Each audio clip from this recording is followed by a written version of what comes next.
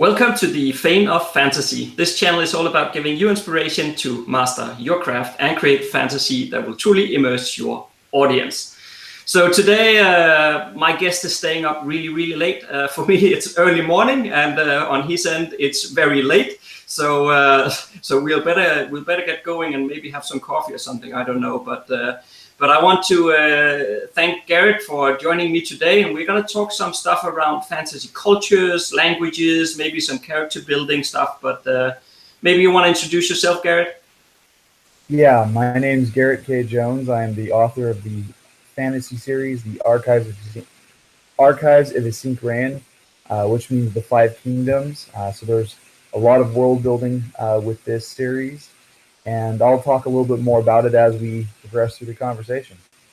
Yeah, that's awesome. And maybe I should also say that at least in my headphones here, there's a bit static on the line. We tried to fix it before the recording, so it is what it is, guys. And you'll have to sort of take it as is. It's the best quality we could get out of this. So it is what it is. But I'm sure we're going to cover a lot of good topics here. So fantasy cultures and languages. I have also recorded some videos about that in the past, and it's something that quite funny enough when if you've seen some of my tweets and whatnot, then you'll know that Autumn and I are currently developing a course for fantasy world building. And before we started that, we actually interviewed different people to asking them what are they feeling the most challenged with when they are world building, and cultures was one of the things that came out on top of things that people finds difficult to get a grasp on. So what are your thoughts, Garrett, on where do we go with culture and how do we develop this? I think for me it can be a little challenging to develop a culture, especially when you're trying to create an entire new world of characters and beings. And I think one of the fundamental difficulties is we're trying to make it as unique as possible, and we end up running into that brick wall where our brains just shut down. We're like, what do we do? How do I make this culture seem good and lively and different from anything we've ever seen before? And for me, I think one of the things that I struggle with the most is making it not so much unique but authentic, because I don't want it to seem cookie cutter. I don't want it to seem like a trope that you would normally see in this genre of literature. Yeah, and it's always that fine balance to walk as well between, I guess, of course, if you're writing something that is so foreign or alien, then obviously the cultures could be as well. But unless you are not doing that, if you're more in a let's say humanized medieval setting maybe or something like that, then obviously if you create cultures that are vastly different, then it might be a bit hard to relate to. But at the same time, you don't want it to be 100% copy of whatever is out there already, right? Well, I don't know. For me, one of the things that I've done is I have borrowed from examples in history. I'm a big fan of history. And so I let those influences kind of permeate what I'm doing in the writing phase. So, for example, I have elves in my books, and the elves are very traditional to the fantasy. They're very Tolkien in their design. The tall, angular,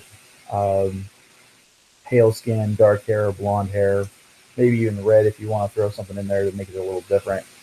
But what I ended up doing is I started looking at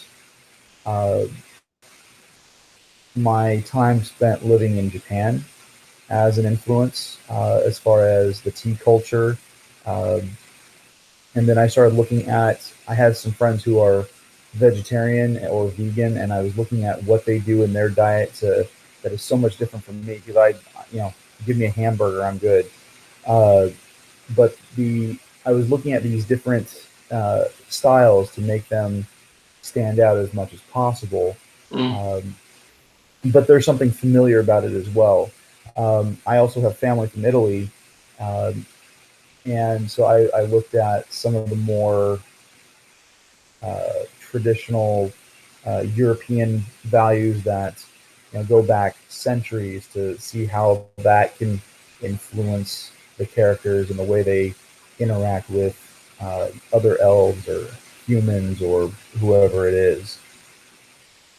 Yeah, and I'm also thinking, I'm curious what you think about this, but what you said just made me think on um, that I think it matters a bit whether or not your characters are part of the culture we're talking about or not. Because if the character is himself or herself is part of the culture, then um, it might be a bit more difficult to make it completely foreign and strange. Whereas if it's another, let's say, it's another culture that the character meets, then if it's very strange, then well, that then it becomes more easy, because then the character will also wonder about it, and you get that sort of way that where you can sort of explain it by the character looking at it as being strange as well. But yeah, I don't know. That thought just popped up in my mind because of what you said. But what do you think about that? I think that's actually kind of a solid point. I'm actually working on book 4 right now, and the character that I have as the primary protagonist, he comes from a vastly different culture where he's at. He's on this island province, far away from anything he's ever known. He's been to it, but he never got off the ship. He never engaged with any of the people until this point in the series. And so what he is dealing with is there is that alienness to the culture. One of the common phrases that pops up in the first third of the book, and it becomes kind of this mantra of sorts, is my ways are not your ways, or your ways are not my ways. That recognition that there is something substantially different than what the main character is used to. But it's also a kind of a crutch, I think, that I've employed to really isolate this character, because he's away from his friends, he's away from his family, everything he's ever known. And while that happens in some really good stories, it's not just an emotional distance. This is a physical, geographic distance. The length of time it would take for him to journey by ship back to his homeland would be something like half a year, or just under that. So, the point for me was to really hone in on that isolation that he is feeling, and the other element that I bring into it is that he is steeped in this guilt every time he interacts with someone on this island. Even if he's trying to help them out, something seems to go sideways, and he feels guilty because it kind of wrecks their life and causes them emotional pain or even physical pain in some way. So I think you touched on something that's really important, that it can actually drive character development. It can also drive the curiosity of the reader to find more about what it is that's going on in that culture or in that society. And what's really kind of fun is that with this particular story, there's a city within that island that is, it looks like this pristine, beautiful, perfect utopia on the outside. But then he gets on the inside of the city and he starts seeing it for what it really is. And it's not a place where everybody is happy and, everyone is blessed. It's a prison. There's one way in, one way out. And the only people who possess weapons are the guards. Mm-hmm. And so as the story progresses, you kind of see that. So that really creates that additional sense of isolation. Yeah, absolutely. So I was wondering, you mentioned a bit earlier here that you like to get inspiration from real life culture and history. Mm-hmm. But so when you're developing your culture for this character, for example, or another character, that doesn't matter. But how do you start? Do you start by looking at some real life cultures and then or how do you go about creating the culture when you do that? It's, I don't think I put a whole lot of thought into it, especially like with the elves and dwarves in my series, which I don't have a whole lot of dwarves. I'm not a big fan of them. Um, uh, but I tend to lean on what we've seen traditionally in works like The Lord of the Rings. Um, but I try to do things that are a little bit different in where they originate.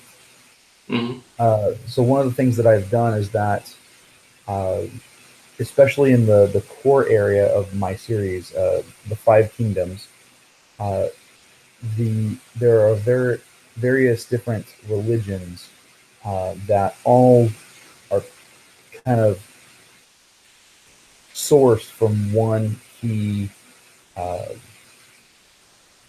element, Mm-hmm. um, whether they know it or not. And I start kind of tracing back those threads to give the reader some insight that all of these all of these creatures, whether they're elves or dragons or dwarves or human beings or anything else that they come in contact with, they're all interconnected.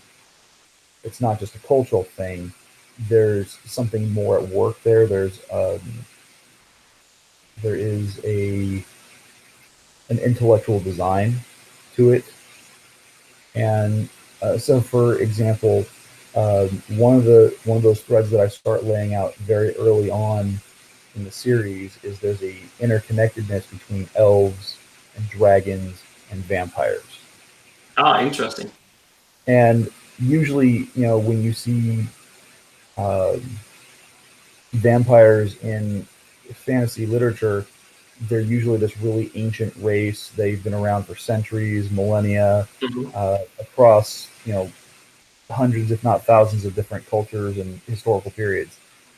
For my series, the vampires are actually relatively new, Okay. uh, as far as like sentient beings go. But again, that's something that's explored through the series, and you get to see those connections.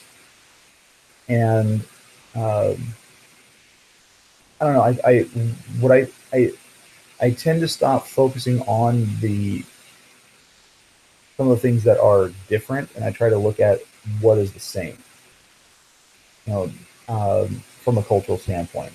Um, I will say that I do get influenced heavily by places I've been to. So I mentioned my family in Italy. Uh, I love the architecture of the Mediterranean. It is just absolutely beautiful. It's grandiose. Uh, uh, I took a tour 13 years ago through the Roman Forum in Rome and the Colosseum, and that architecture spoke to me in a very profound way, and I was able to incorporate some of the elements that I saw there with some of the architecture that I wrote in my book. Um, my time in Japan, again, uh, I was there for just under a year, and the uh, I utilized elements of that culture as well, as far as architecture, aesthetic, and uh, so that kind of plays itself into just in these little small amounts, and I use it as a framework, and I kind of build off of it from there.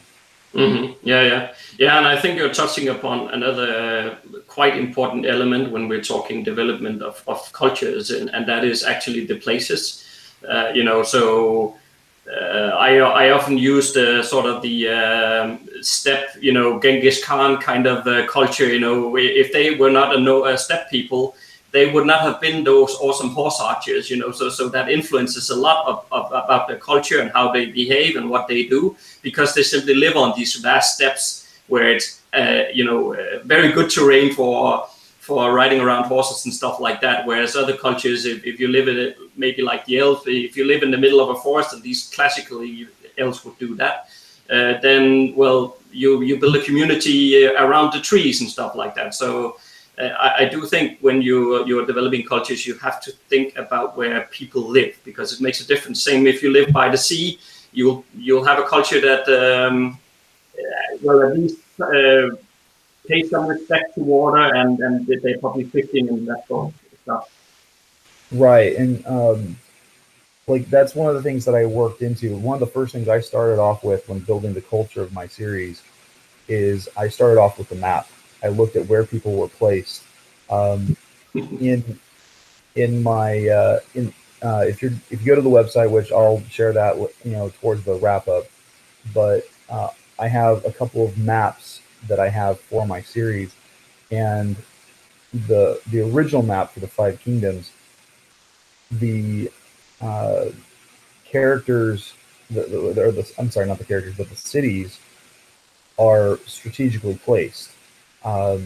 There's one particular kingdom that I have that's in the southern region of the map, and initially when you get into the beginning of the series in book 1, that southern region is covered almost border to border with a desert, and there's only one city, and that city sprang up around an ancient fortress because it had a water source, because it was the only place where they could go and find shelter and build up the city. It was the only place where there was enough land that wasn't desert, where they could actually farm and cultivate and make a life for themselves. Whereas there's one particular kingdom, it's the only one that isn't landlocked, and it's right on the sea. And so all of those cities, with the exception of one, they all sit right on the waterfront. In fact, the capital city is this. It's known for its harbor, so it's got this huge walled-off harbor that surrounds everything. So you can come in through a city gate on the east side of the city, and if you want to head west, you have to go out through the harbor. The one city in that town, or in that town, exhaustion getting the better of me. I've been up for 18 hours. Yeah, that's the one city in that kingdom that is not on the water is called Hub. And I specifically named it that because it's a very cosmopolitan place where vendors from the other 4 kingdoms and vendors from the major cities in that seaside kingdom, they're able to meet, and they have an open market.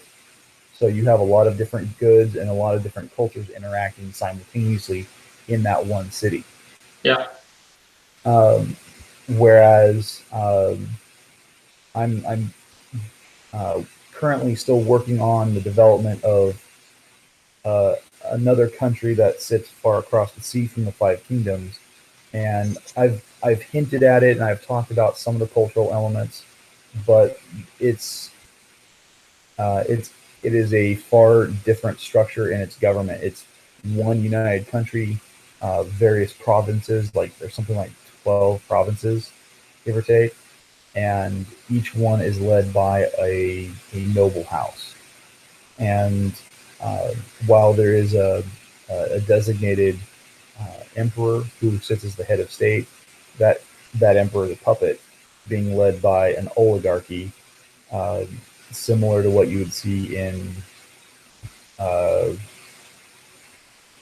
I would say, like, Russia or some other country where it's more of the business leaders in control of what's going on and not the actual figurehead. Yeah, indeed, and all those sorts of details is also what will affect your characters and your character building, because growing up in one type of environment versus another will affect how people behave and what they do. And maybe that's also why a lot of people find cultures difficult, because it might be easy enough to slap on some, okay, they do like this and that, and they like the sea and they're fishing, that might be easy, but actually to make it matter and to make it influence the characters and how they behave and all that's a bit more difficult. And maybe that's the part that a lot of people find difficult when we're talking cultures. Yeah, it can be, because then it brings into question, well, what are the characters' motivations? Yeah. What are the cultural norms? What are the taboos? What are the expectations? And so if you don't have an idea as to what those are, that can really throw a wrench into the process of creation. Yeah, indeed. And I mean, obviously we have to start somewhere. So at least for those watching who wants to sort of know how do I develop these cultures, and I think we touched upon it a bit here throughout this session here, that you can definitely use like historical cultures and sort of build on top of that, maybe change some elements. You can also borrow from more Tolkien sort of style stuff and make it your own. But I think the key lies in, one thing is that you are sort of building your base culture, but the key lies in elevating that into saying, okay, so if I'm from this culture, how would that affect me if I'm then the character in the story, and what sort of actions would I use? What would I find important? If living off fishing is how we survive from where I come from, and then I visit a new culture in story, and they couldn't care less about fish, or maybe they just poison the water or whatever, they something, maybe that would probably make me really upset. And the people that I meet won't understand why do you care about those fish, that they don't matter, So I think that's the part where you can make culture matter in the story. And it's just not just some sort of that's fine, some patchwork you make. Well, one of the other things that I've done to really express the cultures that I've developed is I looked at the way they speak, the language that they use. So, like when I was developing the elves, I looked at their language as being this really poetic, really beautiful, very silky language. It's old. It's been there for a while. So I used Italian and French because of the flow that they have between words. For my dwarves, obviously, German was a definite language for me to use, because dwarves, for whatever reason, seem incredibly Germanic just in their typical portrayal. No German people watching this will be offended. I can hope not. I mean, I've got family. I've got German ancestry, so. But one of the things that I thought was really fun to do was, and this ties back to the vampires having connections with the elves, is that I wanted to go with a different romance language to stand out for them. So I started looking at different languages, and the one that stood out for me was Castilian Spanish, because when you hear it, there's that kind of that lisping sound, because they're pressing the tongue to the back of the teeth more frequently, and we're dealing with characters that are notably having fangs. And so I would imagine that when they're speaking their own language, it would have that same similar sound. Mm. But I also use different languages for other things. Sometimes I get an idea for a word or something out of like one of the characters. I have a dragon that shows up in book 1, and the name for the dragon is Nex, Nex, and initially I just threw it out because it seemed like a really cool, random, very unusual name. And come to find out, it was kind of a happy accident because I started looking it up, and come to find out, it's the Latin word for death. Ah, cool. So Very nice coincidence. it was a very happy coincidence. Yeah. Okay, that's so cool.